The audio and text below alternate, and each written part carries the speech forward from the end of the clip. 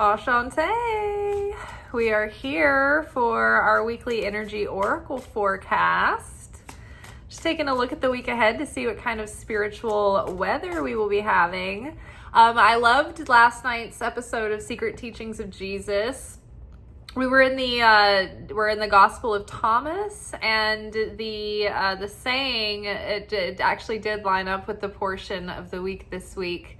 But there was so much to it, and it's so funny because we always kind of go into like the deep esoteric, behind the veil kind of layers, but sometimes like the last thing I think of is like the topical layers. And so I feel like those are sometimes implied, but they're still worth saying because I'm assuming that people, have that knowledge or whatever. So sometimes I take for granted and I don't say certain things, and then later I'm like, man, I wish I would have covered that. But we already had a pretty full episode, so I think I might do a part 2 next week. But anyway, go check out last night's episode. It was really amazing. If you're into the Gnostic Gospels and the Secret Teachings of Jesus.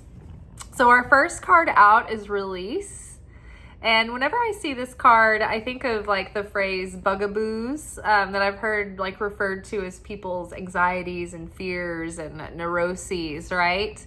And it's like we're letting go of all these things that bug us. And we're letting that die away, that part of our ego's perception or that thing that the ego's clinging to, and we're let it die.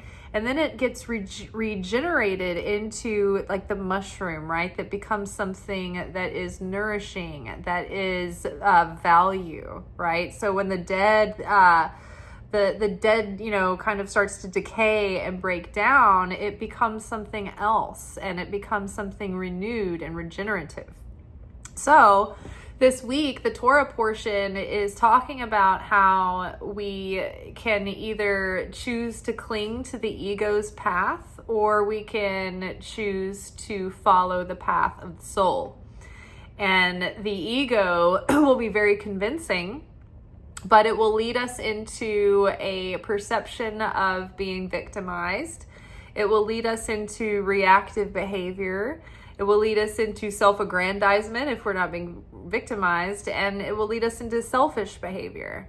And so the ego triggers us into reactiveness, into affect consciousness. And then it triggers like an autopilot response, and we're not in our sovereignty anymore. We're not choosing with free will, with consciousness.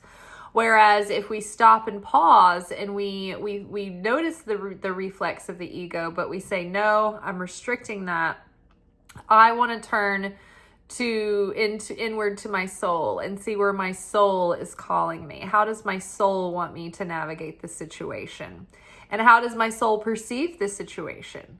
So the ego perceives any given situation through like base animal instincts of selfishness, fear, competitiveness. That's not fair. I need to be vindicated. So me and my friend were talking about this concept at work today. And so like, let's say, just like in the most simple kind of like vague example, say somebody was trying to trick you or swindle you or like cheat you out of something. And it's like, it kind of gets confusing sometimes in spirituality because you're like, what's the lesson here? To just try to look past it and be less selfish and be more tolerant and merciful of this behavior? Do you gaslight yourself into that? And it's like, that doesn't feel right either. It feels like you're abandoning yourself. It feels like you're lying. It feels like you're in denial. And then sometimes to be confront the situation, it also feels like it might be a little ego driven, right? So where is the Goldilocks zone here? And so it struck me today, I had this realization. The Goldilocks zone is seeing the truth of the situation for what it is, right? Say this person really is doing something sneaky and dishonest behind your back, and they're doing something negative towards you. And your instincts are telling you this, and you're completely justified in thinking that this is true, and it really is happening. And it's not that it's like this person's like got a pass, go and collect $200 kind of card, of getaway free card. It's this person is taking that negative action. They'll have to pay the spiritual credit card debt for that. However, the situation is also offering you an opportunity to turn darkness into light. So we're at an impasse when we come to the situation. Wow, this is legitimate. This person is doing a negative action that is impacting me negatively. And I can see it one of two ways. I can see it the way that my ego wants me to see it. And the ego is like, we've got to do something about this. We've got to take a stand. We've got to expose this and speak out and do something about it. Which those things aren't necessarily wrong, but you're meeting this moment in the material way. So you're only working at a base level consciousness according to like your animal instincts and your animal like consciousness. You're working with the reality that you see, you're believing the reality that you see, and you're taking action to change the reality, but you're only working at it on a surface level. The deeper issue is still there under the surface. Now, that can be a choice that you make, and that's a perfectly justifiable human path to take, right? However, if you want to rise above that human level of animal understanding and you want to wield the cosmic laws and live by supernatural laws and be a wizard, then and a real alchemist, then you see the negativity of the situation and you're like, okay, this is happening. But I am going to, instead of looking at this situation and my consciousness says, I'm victimized, I'm being victimized, this isn't fair. Because the thing is that your consciousness, what we perceive and what we persistently perceive and believe, the universe has to deliver. So there's a little bit of time and space that tries to give us grace, right? So the universe is like, okay, you're feeling victimized, maybe you can cool off and decide to choose a different consciousness here. So you're like, no, I'm going to ruminate, I'm going to stew on this, and I'm holding to my guns. I am feeling victimized. And so the universe is going to keep showing you, it's like, okay, they want the reality to reflect them that they're victimized, so it's going to keep showing us that, right? However, if we pause and we are in that same scenario and we choose, you know what? I know that they're doing something negative, but I know that I am sponsored by the all-powerful God in heaven. And I know that if I expect in my consciousness, I know this even according to quantum physics, if my consciousness believes that I'm blessed in every situation and I brainwash myself into believe that I am blessed, I am favored in every situation, even when the shit sandwich shows up, you're like, oh my God, what a blessing, a shit sandwich. I can't wait to eat this horrible, unfair situation. This is so great. Somehow I'm being blessed in this. The reality starts to shift. You become like this chaos wizard and you take the chaos shit sandwich that you were given and you're like, I'm blessed. I don't know what this is going to yield, but this is raw material to create blessing. What just happened in that shit sandwich situation that you were given, that's like raw uranium that becomes nuclear energy, right? What do you need to make nuclear power? You need uranium, right? So this is like when you get a shitty situation, this is like you're being handed spiritual uranium, and you can refine this shitty situation with your beliefs, with your consciousness, with your observation, with your expectation, and you can shift your reality, right? We've seen this proven over and over again in different physics experiments, the way that the particles react to the observer. They bend to reflect back the reality that the observer expects. So if we expect miracles, if we expect that we are being blessed, if we can even be in the midst of the shitstorm and be like, wow, this is so great, this is going to turn out awesome, and we just determine to train ourselves to believe that, then all of a sudden it's like the reality starts to shift. The weather starts to change. Things start to shift and mold themselves to reflect the reality that we're expecting, that we're anticipating, that we're believing in.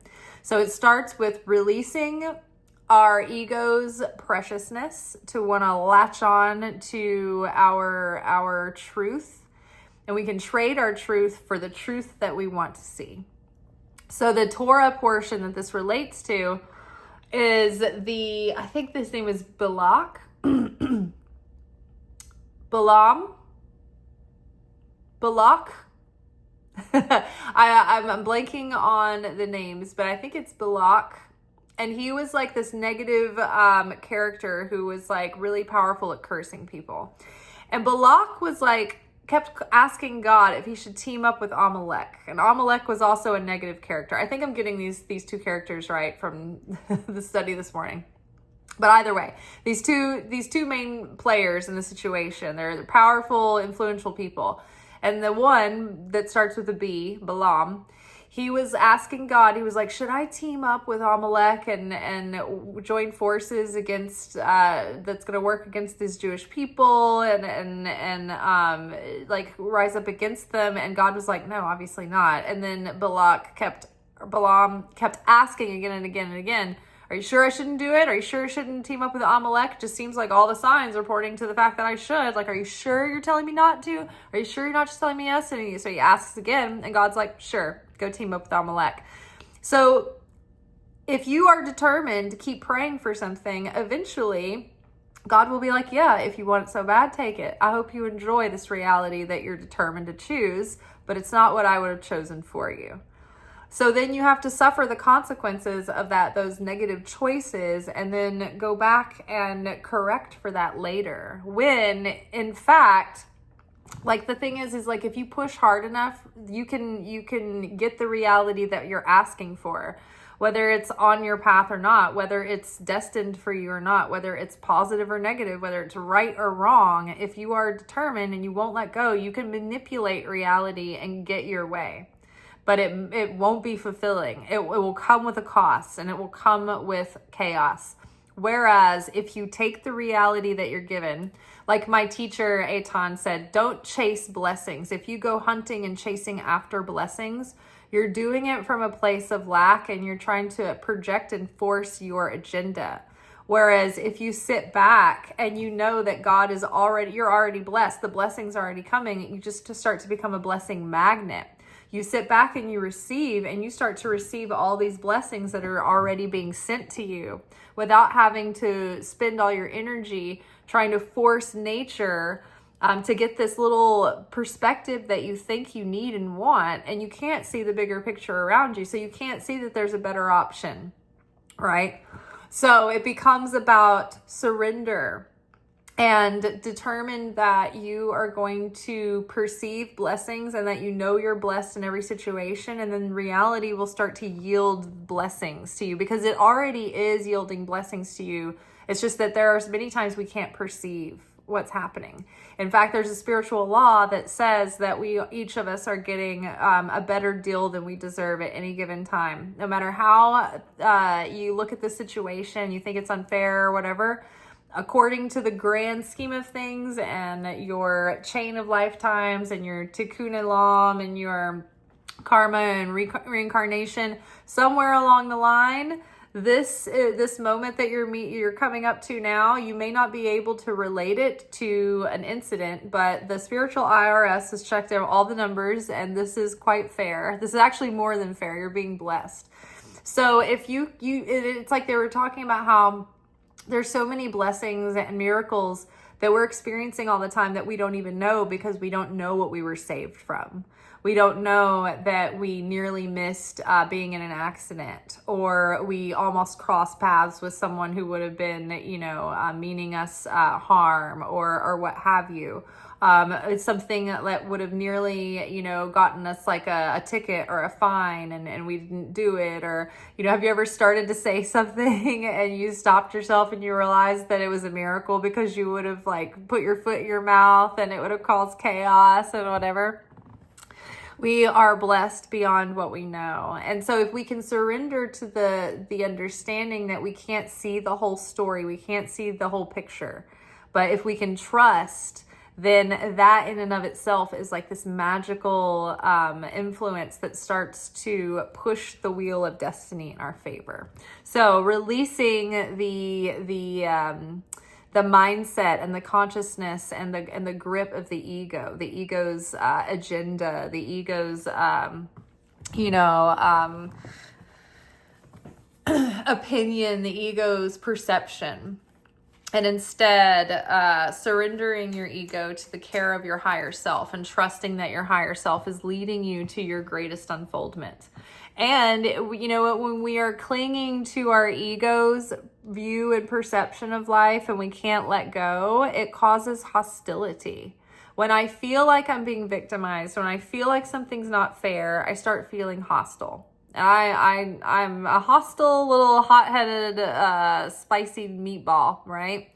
But when I am in the midst of the shitstorm and I am about to dine on my big juicy shit hamburger, and I remember that there's actually hidden blessings in this, and this is actually that raw material from the universe, that chaos magic that I can alchemize. Oh, this is a shitty situation, but if I can love the situation and embrace the situation and just drool over my appreciation for the situation, knowing that this is raw material that's going to be transmuted into raw potential, raw energy to then redirect into the blessing, the miracle, right? It alleviates my hostility because I realize that nothing is happening to me. That the lowest level of understanding this is that, oh, life's happening to me, right? A step higher is realizing that, oh, everything's happening for me. Okay, this is all happening on my behalf. It's all happening for me. But the even higher consciousness than this is the no ownership at all, but 100% responsibility where, oh, this is happening through me. So even though, yes, I'm handed this shitty, stressful situation, I am able, the universe trusts me with this material that needs to be transmuted, and it's been given to me, and the universe trusts that I can transmute this and get this darkness that was heaped on the judgment side of the scale, on the side of negativity. We're going to transmute this into the positive influences and tip that cosmic scale, right? So this situation is happening through me. I'm just a channel. I'm just a conduit for the light, right? I'm a servant for mankind and for the light. And so as a servant, what do you have to do? You have to clean up the shit. You have to clean up after the big shit party. And after everybody's had their shit sandwiches, you're left with the shittiest shit, and it's all over everywhere. It's all over the floor. So you get to clean it up, right? So you're a servant to the universe, right? And so this situation, the more we can embrace it, the more refined the energy becomes into something better, into a blessing, which alleviates the hostility. But if we stay in that victim mindset, it makes us even more and more hostile, which drives away our blessings and then starts to ferment more chaos, right?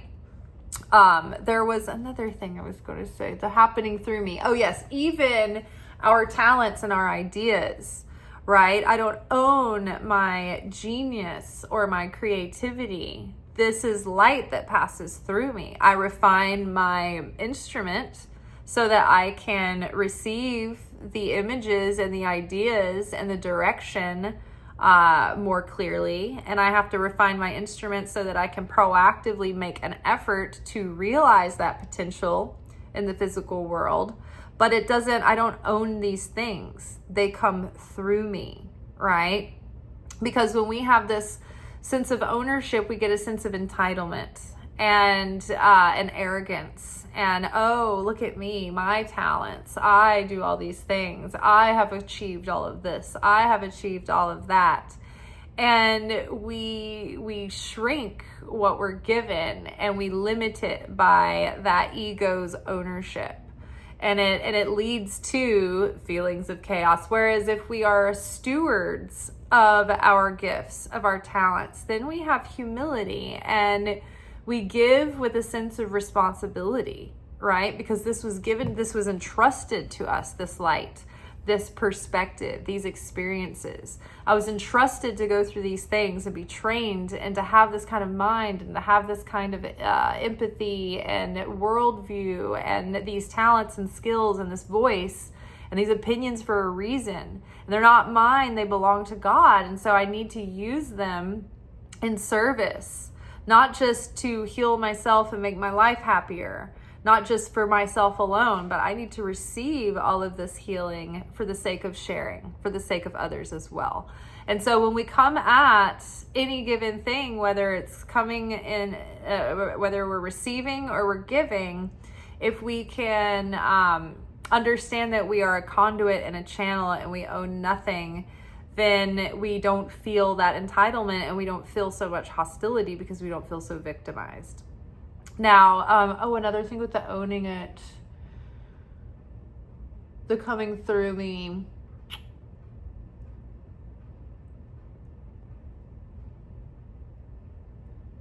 something about, it was a poignant point that was attached to that, and I was trying to get out my sentence and trying to hang on to that thought. Doesn't happen to us, happens through us. No ownership. Oh yes. Okay. And so we often talk about how as spiritual mystics, we have to be able to hold a paradox. We have to be able to accept a paradox and be able to be in a paradoxical state. And so one paradox that the mystic or the spiritual person needs to have is the feeling of, like, we wake up in the morning and we need the mindset that if I don't do it, it won't happen. So we need to take maximum responsibility to be proactive, right? But when we lay down at the end of the day and the day is done, we need to have the maximum humility of, if I hadn't done that, it would have gotten done somewhere else, some other way. Like if I hadn't have done it, someone else would have done it. It would have been done through someone else. I'm not ultimately the most special. It could have been done through someone else, right? Oh, this place would fall apart without me. That's the attitude you need to bring to the table to put the effort forth. But when you go away from that, you need the peace to understand they've got this. I'm not that vital to the situation. This thing can run without me, right? Think about the CEOs that you know that are most successful. They have that kind of mindset, right? They know every part of their company in and out. They don't take any department for granted because they don't pass off something to someone else that they can't take over and be proficient in, because they have to know that everything's running right? But what makes a CEO, causes a CEO to stagnate and to plateau is if they can't delegate responsibility and they're control freaks and they want to hang on to everything. And they're like, if I don't do it, nobody else will do it right. Like no one else knows how to do this. And even though I tell them, they don't do it the way that I want. And so I'm going to be a control freak and I'm going to be neurotic and I'm going to stay up until 4 a.m. every night answering all these emails because no one else can handle anything. Like those CEOs never become successful. So again, you have to own everything in the way that in your mentality, your ownership of everything is from a place of giving. I own this. I'm coming at it. I am going to take responsibility. I'm going to give everything that I have. If I don't do it, it's not going to get done. But at the end of the day, you know that other people can do it. If you didn't do it, some God would have found another way to get that done, because it's not about you. You're a channel and there are other channels, right? So again, that brought up another example that I was going to give you guys. Oh yes. Okay. So remember how, I don't know how many, but we have some regular viewers, some are casual. So you might've heard me tell the story recently about, I was bringing up the same thing about taking maximum spiritual responsibility, taking maximum ownership and yet owning nothing. So the Rav, of the Kabbalah Center, Rav Michael's father, they always refer to him as Rav and Karen because they're a pair. It's like the Rav and his wife, and they were the founders of this like modern Kabbalah Center that's worldwide. At one point, I think it was maybe like in the 90s or some time ago, there was, during a war in the Middle East, one of the students at the center recalls that the Rav was like, oh my God, there's a war in the Middle East. Like, oh, we've got to do something about it. And it's like, this has nothing to do with you. Like, what are you going to do? And he like went to Israel or went to the Middle East or wherever it was the conflict was taking place at the time. And they got together like a big group of people who were like praying, and they were like doing all this stuff there to like help bring peace. Like, they didn't just passively sit by thinking, well, I hope they figure it out over there. Like, this man in the United States was like, oh, I've got to do something about this. And he got on a plane and he organized a bunch of people together, and they had like a prayer thing. And they, did ritual and tried to bring unity and peace and Mashiach consciousness to that location, that area, in that region. So this is like a, over the top example, but I mean, there are people that do this. There are people that think this way, and they're so proactive, and their faith is that strong that they're like, all right, I'm going to go, somebody's got to do something. So I'm going to fly across the world, and I'm going to go take my physical light there and pray and reveal light in this area of conflict. He did the same thing, or not the same thing, but he did this again and this was a whole different class, whole different teacher recounting one of his memories of the Rav. And this was from like in the earlier 90s. And this was from my Kabbalah class I was listening to last night, actually. Like, the Kabbalah Center offers like 10-week interactive Zoom classes that you could take, and they offer some on-demand classes, but then these other ones are like Zoom classes. And this is one of my Zoom classes that I was watching a replay of. And my teacher, so this was recorded like, within the last few weeks. So my teacher was talking about referring, the specific class was talking about just the Zohar itself and how powerful it is to create like protection wherever this Zohar goes. And they have smaller pocket Zohars, and they have the big volumes, and they have just the one book that's just the Aramaic, and then there's like the big volumes for like the translated, like extended pages and stuff for the translations. And so anyway, they have these little tiny pocket Zohars, and then they have ones that are just the portion on the protection, and then they have like little bitty tiny ones that they like etch into like these microchips that they put into like gold jewelry or whatever that you can wear with you. So they have all these different sizes and versions of the Zohar, okay? And the Zohar is like the deepest commentary on the Bible, but the Zohar itself is so like, it has so much energy, it's so high vibrational that it protects and brings miracles wherever it goes. Wherever the physical object is, it like protects that space. So during the early 90s, there was a period where Miami was just getting pummeled with all of these tropical storms and hurricanes, and like it was like affecting like thousands of people, and that like people were dying, people were like losing their homes, and it was a huge natural disaster, natural crisis, climate crisis. So the Rav was like, I've had it. I can't take this any longer. And he got 10,000 sets of the Zohar, like these 23 hardback volume sets, and 10,000 of them. And they took them down to Florida, and they lined the coast with these Zohars. They literally took them and buried them in the ground, like buried treasure, to put a spiritual barrier of protection around the coast of Miami. And the teacher pointed out that ever since then, storms will be predicted to hit Miami, but they shift, and they might hit the surrounding areas, but where they put the Zohars have not had like a serious, like any kind of serious damage since those Zohars went in under the ground those 20 years ago. So I thought that was really, really cool, really interesting.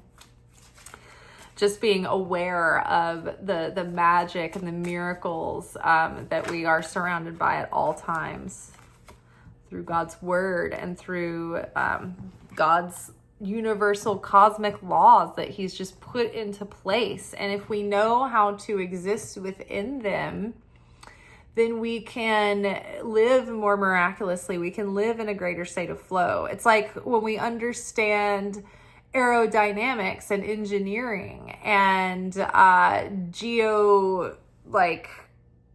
patterns, then we can figure out how to make flight and how to navigate the seas and all of this stuff. And it's like, that's just by knowing how to use and work with natural conditions and the laws of nature, right? And learning how to predict those and navigate through the changing circumstances.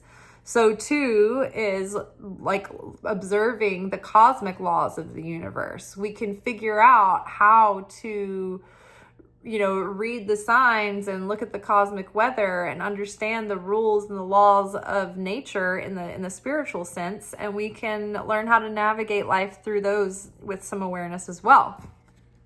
Ooh, imagination. So focus on the blessings.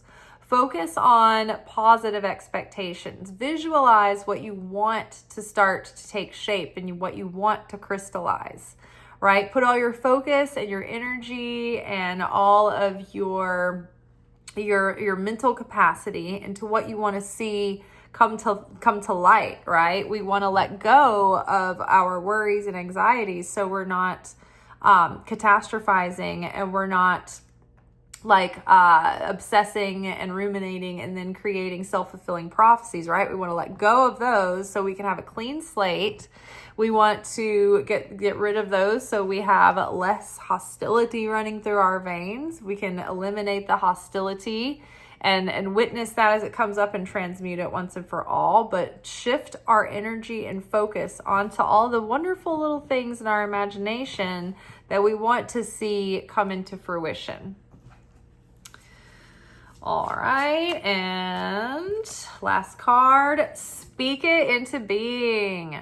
Speak it into being. This is the throat chakra, the fifth chakra, and if this is blocked, then it's like we're not living in alignment or in accordance with our truth. Our actions don't match our beliefs. We are not speaking the truth. We're holding back. We might be speaking negative speech, which is like thwarting our progress or keeping us blocked. So we need to make sure that we are speaking life and we are speaking blessing onto ourselves.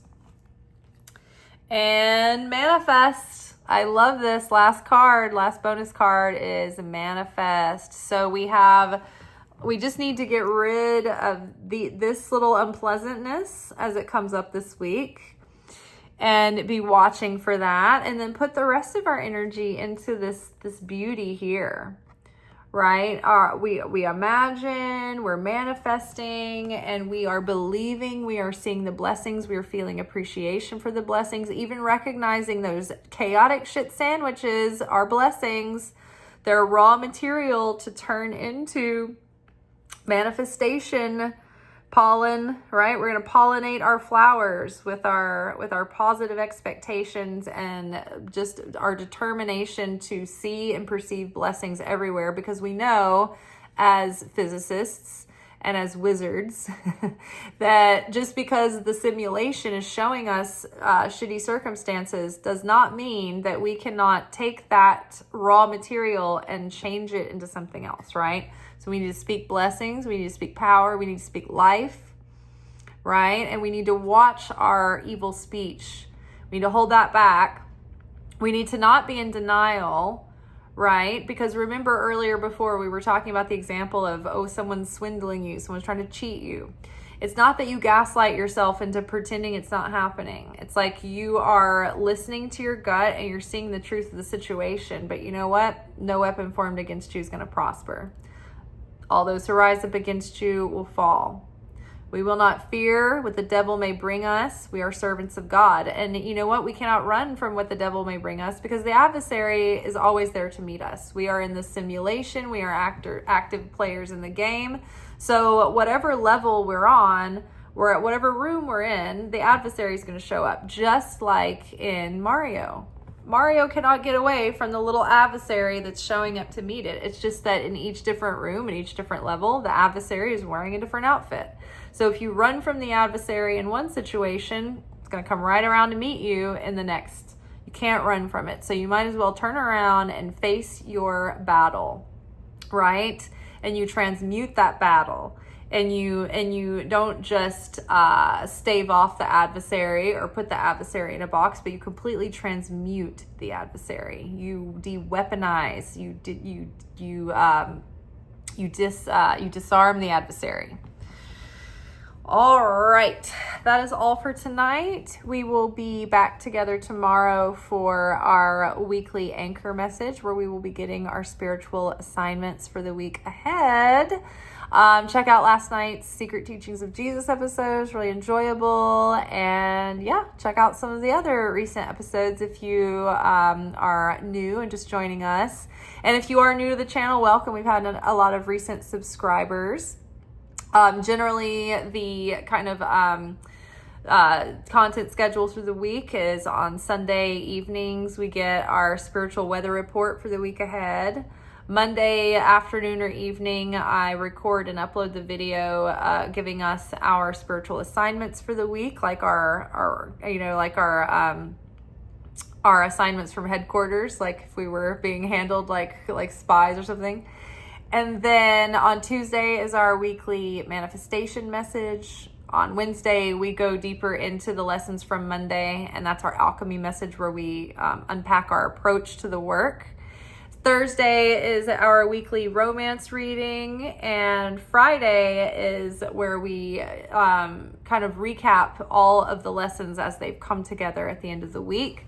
Saturday night is our Secret Teachings of Jesus episode, where we do our secret sermons after midnight, and in those episodes we have been reading out of the Gnostic Gospels, specifically from the Nag Hammadi collection, and then back to Sunday. So that's that.